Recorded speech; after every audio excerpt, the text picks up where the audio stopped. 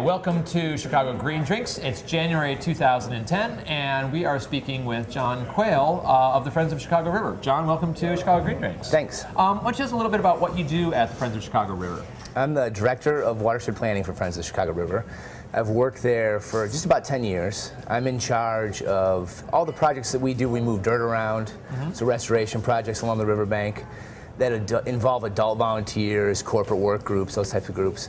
I work on all of our policy initiatives with our Executive Director, Margaret Frisbee. So there's a lot of water quality initiatives happening at the state level and some local level things that we're always active in. And I coordinate all of our planning efforts. So we do some watershed planning and some open space planning. So if Friends is doing that, I'm probably involved in that stuff too. Is there anything you don't do at the Friends of Chicago River? There are some things I don't do. I don't have much involvement with our Chicago River Schools Network. Although when I get to work with the kids, it's fun, but it's outside of my my bailiwick.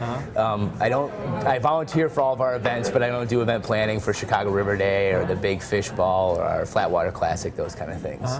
So, and I do some development as anybody that works in a nonprofit does, but I don't drive the development like our development team does. Got it. So fundraising is someone else's job.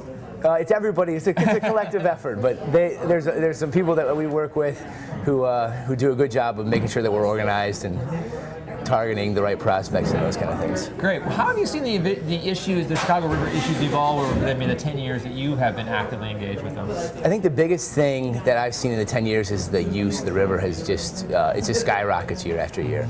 The number of people that go out there and kayak and canoe, walk along the banks, fish, all of those types of things. You see more and more people every year, and that's borne out with our own. We have a paddling program that we see the numbers increase. And in my 10 years, there's actually a few liveries that have opened along the river, and they have their businesses going up, 50%, 100% year after year after year. Wow. So where it used to be, hundreds of people around the river, then thousands of people, now we're talking tens of thousands of people around the river every year.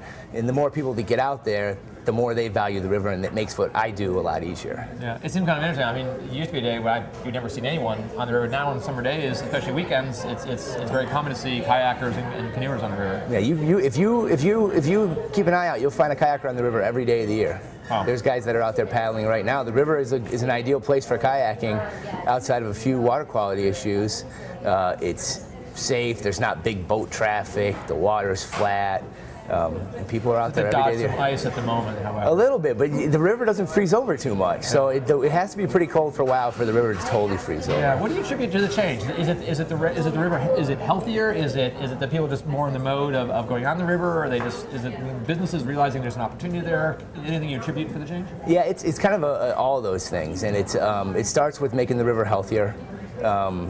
Public agencies and groups like Friends have, Friends has just celebrated our 30th anniversary in 2009. Right. So over that time, there's been a lot of improvement along the riverbank, getting people to come back to the riverbank where you used to just put a fence up and kind of ignore that it was there. Businesses have taken that and run with it, where there's lots of river edge businesses. The Riverwalk is a great example of kind of developing that river edge. And at the same time, you've seen residential development that when people used to develop, they would develop the river facade, as it were, would just be bricks. Yeah. Hardly any windows. Now people are opening up, they have river views and river trails, and they're really kind of valuing the river as an asset. I think it's sort of like the East Bank Club is, I think, a great example where it really turned its back on the river, and I think it's now sort of trying to figure out, wait a minute, that's maybe an asset. Yeah, they actually have a canoe and kayak livery there now. Yeah. So they're out there paddling. Interesting. What do you see ahead? What challenges are the Friends of the Chicago River looking at in the coming year or two? The biggest thing that we're involved in right now, there's a water quality debate taking place in front of the Illinois Pollution Control Board, where they're looking at upgrading the water quality standards of the river. It's the first time they've looked at this essentially since the Clean Water Act was passed. So for Friends' opinion, it's a generational opportunity to affect the water quality of the river. And what is going to happen if the proposed standards are approved, the standards that the Pollution Control Board is considering right now, it would essentially raise the water quality to a level where it would make it safe for people to come in contact with the water, would take any sort of bacteria out of the water. And that's something that we really hope happens in the near term. And we think that's the next logical step for making the river a cleaner place and a bigger public asset. We also are dealing with the Asian carp issue, which is kind of has come to a head in the last couple of months. So I imagine last couple of weeks, yeah, and it changes on a daily basis. So I'm sure we'll be dealing with more of that in the next coming year. Yeah, this idea of invasive species and the potential if they come up the Chicago River, if they get out into Lake Michigan and the Great Lakes, the impact on the potential impact on the ecosystem. Yeah, and I think it really needs to look at, we deal with invasive species all the time, with invasive plant species with buckthorn and garlic mustard and all kinds of invasive fish. And the Asian carp is really highlighting what's a huge issue. And I think it's also important to realize most of the invasive species come the other direction. They come from the St. Lawrence Seaway in international shipping, and it's something that you need to look at both ends of the lakes. In every ecosystem, it's an issue we're going to have to deal with in the future. Yeah. A lot more proactively than we dealt with this issue. Yeah, it sounds like it, absolutely. Yeah. Absolutely. Any fun facts you can share with people? Chicago River facts. I'm always anything that people don't know about the Chicago River, perhaps? There's lots and lots of stuff that people don't know about the Chicago River. I'm always amazed by just when I run into people on the train or around town and they have questions about, is it true they found an alligator in the river? And they did find an alligator in the river last year.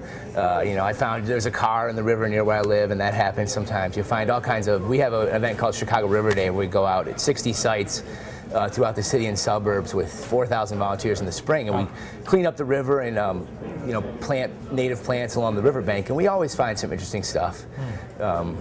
But there's lots of stuff. ChicagoRiver.org is our website, and there's lots of great information on there. Volunteer opportunities throughout the year. Volunteer opportunities, if you want to be an event volunteer, if you want to volunteer for the big fish ball, if you want to come out to a work day and do some work with me moving some dirt around. We have, if you want to come and write some letters, all kinds of opportunities for volunteers. Cool, great. John, thanks so much for joining us, and this is Chicago Green Drinks. We look forward to seeing you next month.